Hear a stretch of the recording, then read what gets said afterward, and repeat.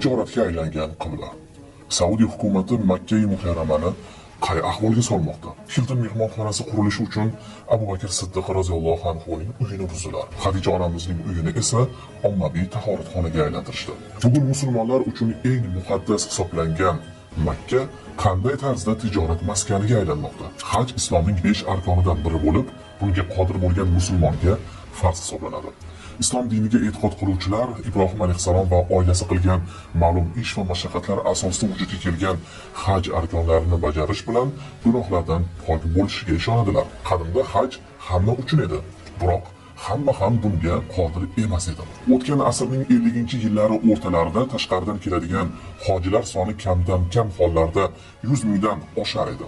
Bugunga kelib esa zamonaviy transport vositalarining rivojlanib borishi hamda Saudiya hukumati tomonidan tinimsiz kengaytirishlar sababli Makka bugun 3 million hojini sig'dira oladi.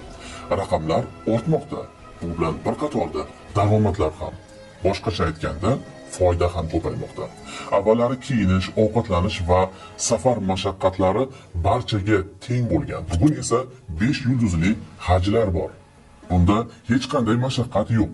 Barcha ish xizmatchilar orqali. Jamoat namozi uchun mehmonxonadan pastga tushishga hojat yo'q. Kichik bir fatvo sizga xonangizni o'zida jamoat namozi savobini tortiq etadi. Agar yuqori mansabdor odamlardan biri bo'lsangiz, siz va barcha shaxsiy tarkibingiz Saudiya hukumatining katta qo'riqchi guruhi bilan haj qiladi. To'g'ri rahbarlarni himoya qilish kerak. Bu borada katta muammo ko'rinmaydi. Boylar esa o'z boyliklaridan foydalanib, o'ziga qo'riqchi yollashi mumkin. Shu bilan birga yuqori komfort sharoitga ega bo'lishi ham mumkin. Muammo shundaki, bugungi Makka endi avvalgilar bilgan, yoshi ulug'lar tanigan Makka emas. Muqaddas shaharning 95% qadimiy yodgorliklari so'nggi 2-10 yillik davomida yo'q qilindi. Xadija onamiz uylari buzib tashlanib, o'rniga 1400 o'rinli ommaviy hojatxona va tahoratxonalar qurildi. Abu Bakr Siddiq roziyallohu anhuning uylari o'rniga Hilton mehmonxonasi joylashdi. UNESCO umumjahon merosi ro'yxatidagi tarixiy Al-Jad qal'asi ham buzib tashlanib, o'rniga kattakon balandligi 601 metrli soat minorasi joy oldi. Bu minora balandligi bo'yicha dunyodagi osmono'par binolarning ikkinchisidir. Unga Makkah Clock Royal Tower deb nom berilgan. Umumiy maydoni 105 million kvadrat metrni tashkil etadi. Unda ibodat istagida borgan musulmonlarning xayolini qochiradigan darajada hashamatli restoran, umumiy zal, yotoqxona va boshqa imkoniyatlar yaratilgan. Payg'ambarimiz sollallohu alayhi vasallamning tug'ilgan uylariga kelsak, avvalda mol bozoriga aylantirildi, keyinchalik ommaviy kutubxonaga o'zgartirilib, kirish taqiqlab qo'yildi. Hozir borsangiz, shundoqligicha ziyorat qila olmaysiz. Haramning ichidagi Abbosiylar asriga oid tarixiy ustunlar ham olib tashlandi. Xullas, bugungi Makka Qo'shma Shtatlarning ayrim mashhur shaharlariga o'xshaydi. Shohona ta'miri-yu narxlarning qimmatligi oddiy musulmon uchun mashaqqatga aylanib bormoqda. Soatli mehmonxonada haj mavsumida bir kecha tunamoqchi bo'lsangiz, $5000 ga yaqin mablag' to'lashingiz kerak bo'ladi. Siz shunday narxda bir kecha qolgan bo'larmidingiz? E'tibor berayotgan bo'lsangiz, Makkaga ibodat uchun borayotgan hojilarning ko'pi mehmonxonada qolishdan ko'ra Masjidul Haromning atrofida uxlab yoki sayr qilib tunni o'tkazishmoqda. Buning asosiy sabablaridan biri u yerdagi mehmonxonalarga kunlik to'lovning qimmatligidir. Arzonlari ham bor, faqat mehmonxonalar Makkadan ancha uzoqda. Saudiyaliklarning aytishicha, me'moriy o'zgarishlardan maqsad Makkani aqlli shaharga aylantirishdir. O'z-o'zidan savol paydo bo'ladi. Aqlli shaharni vujudga keltirishga mavjud bo'lib turgan va musulmonlar uchun juda qadrli hisoblanadigan madaniy meroslarni buzishni nima daxli bor?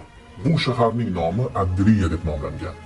Bu 1818-yil Usmonli qo'shini qo'lida tugatilgan birinchi Saudiya davlatining poytaxti. Bugungi kunda Saudiya hukumati mana shu shaharning madaniy merosini aqliy yondashuv bilan qayta tiklashga kirishdi. UNESCOning qarorlariga muvofiq ushbu davlatning birinchi odamlariga tegishli bino va qadimiy qasrlar tiklanadi va muzey barpo etiladi. UNESCOning me'yorlariga Adriya to'g'ri keladi, ammo Makka emas. Shirk, bid'at va qabrga sig'inishga qarshi kurashish bahonasi bilan ba'zi sahobalarning qabrlarini buzish joizligi haqida Saudiyaning katta ulamolari tomonidan diniy fatvolar chiqarildi. UNESKOning ogohlantirilishi va Turkiyaning g'azabi ham Saudiya hukumatini Usmoniylar tarixiga oid meros bo'lgan Ajjad qal'asini buzib tashlashdan to'xtatib qola olmadi. Tushunasiz, Saudiya o'zi nimani xohlayapti? Saudlar oilasi musulmonlar uchun aziz bo'lgan qadamjolarni, ibodatxonalarni buzib tashlab evaziga nimaga erishmoqchi? Hukmron oila islom diniga e'tiqod qiluvchilarning diniy qiblalarini g'arb uslubida qurilgan, orasidan Ka'ba ko'rinmay qolayotgan katta mehmonxonalar majmuasiga aylantirish evaziga saqlab qoladimi? Mashhur arab maqolida Makka ahli o'z yo'lini yaxshi biladi deyiladi. Ha, shunday, ammo bu yo'llar aslini saqlab qolsagina yaxshi bo'ladi. Ko'rsatuvimizning davomini yaqin kunlarda e'tiboringizga havola qilamiz.